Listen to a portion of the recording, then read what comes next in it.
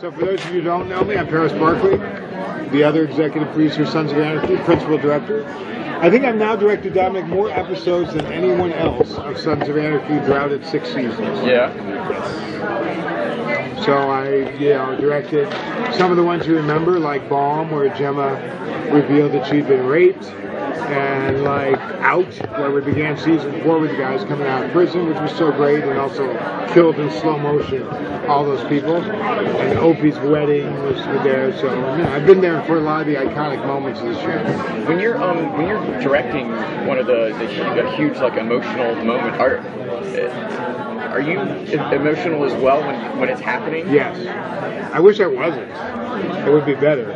Like, even when Opie got married to Lila in their wedding in the beginning of season 4? Or season 5? Season 4. That's what the 5 is when he died. I'm crying. It's like, it's not a real wedding. We staged all this. We brought in all these bikers. These flowers are fake.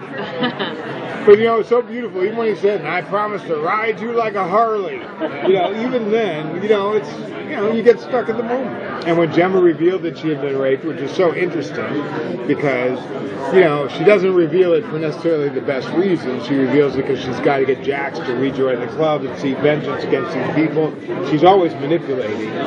It was really emotional. When she told that story of what happened, and you looked at those guys' faces, it was something.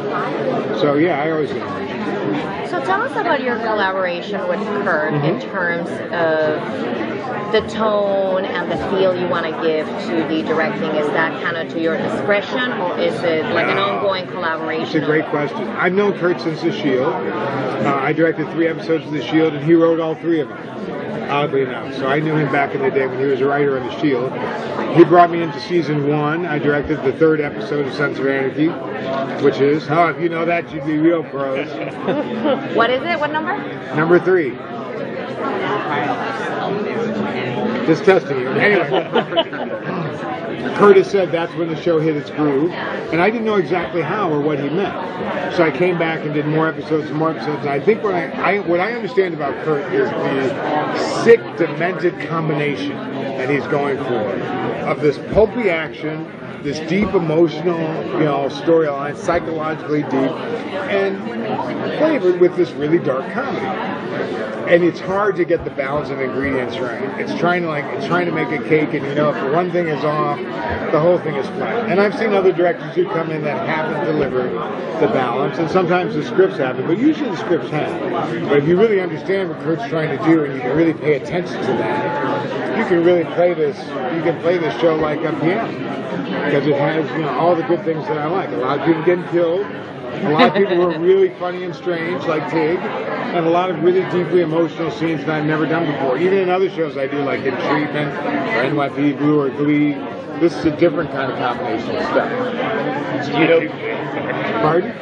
You do Glee. I know, Glee and Sons of Anarchy. I know, it's really like the additive inverse. And I usually do them back to back. It's like one's like the gayest show on television, and the other is like the most macho. It is a little bit, but that's part of what I do as a director is I don't make up the shit. I mean, I get a script, I study it, and then I figure out what's the best way to take this script and make it the best it can be and bring it to the stage.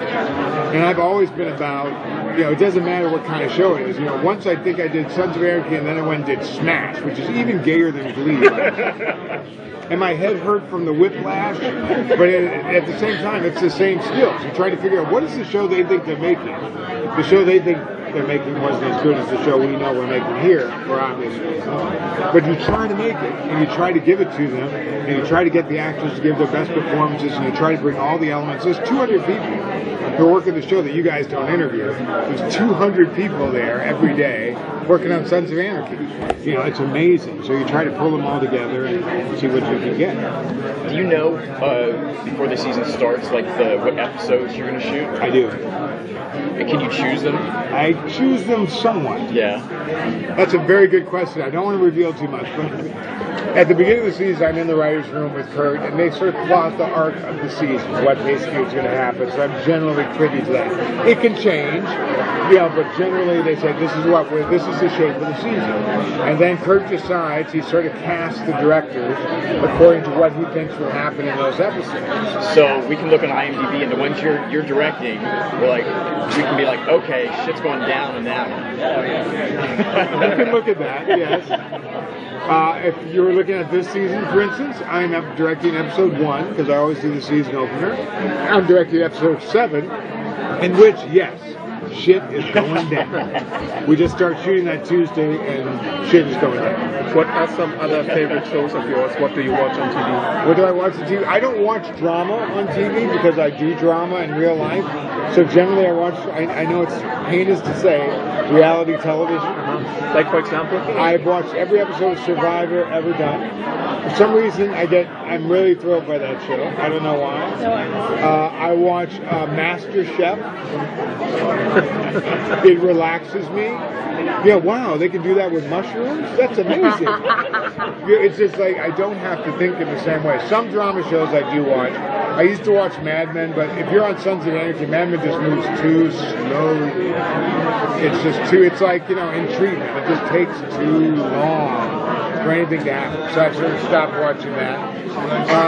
What else do I watch? I used to watch Boardwalk Empire, but now I've gotten behind. I'm 2 seasons behind now, so I'm a little bit out of that. And I recently started rewatching The Sopranos because of Gandolfini's death, and I wanted to remember what it's like.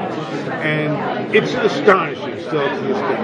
And it's astonishing how much it's changed TV and how much we've learned from it. So usually I go back to something. Is it more challenging to direct something like Glee or something like Sons of Anarchy? And what are the challenges in each of those? It is harder to direct Glee than to direct Sons of Anarchy. Is that because of musical number? No, it is because, how shall I say this nice? I don't want to get in trouble. 40-year-olds are playing teenagers? Well, no, that should be helpful generally. Let me do it in a positive way. Yeah. Sons of Anarchy, because I'm an executive producer on the show and because of the way Kurt works, is a much more organized production. Kurt writes in advance. You get the scripts sometime before you're actually shooting them. You're involved in the casting. You really have time to prepare. We storyboard sequences that involve action. We have a read-through with the entire cast of the script a couple of days before we shoot it. So all the actors can come with questions, and then you have 2 days to sort of figure it out. It's organized in a much more different, in a much better way. We're going to be here after America. Thank you very much. All right, thank you guys.